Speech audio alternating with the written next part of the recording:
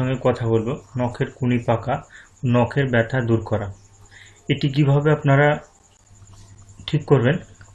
তবে এটি ঠিক করার জন্য আপনাদের বিশেষ কোনো খরচের প্রয়োজন নেই, মাত্র 1 থেকে 2 টাকা।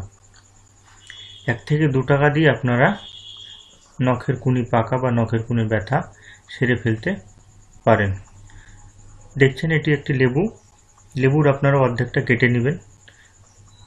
কেটে নেওয়ার পর এরকম যদি আপনাদের পায়ে আঙুল হয়ে থাকে, এটাকে প্রথমে আপনারা শুকিয়ে নেবেন।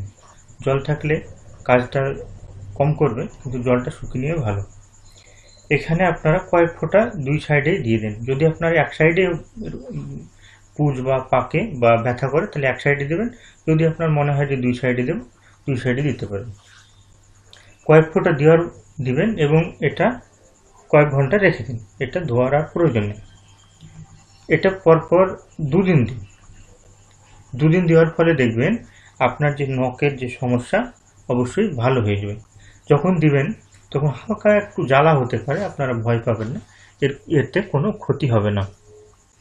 তো আপনারা 2 টাকা দিয়ে সারিয়ে ফেলেন আপনার যে নখের পাকার সমস্যা।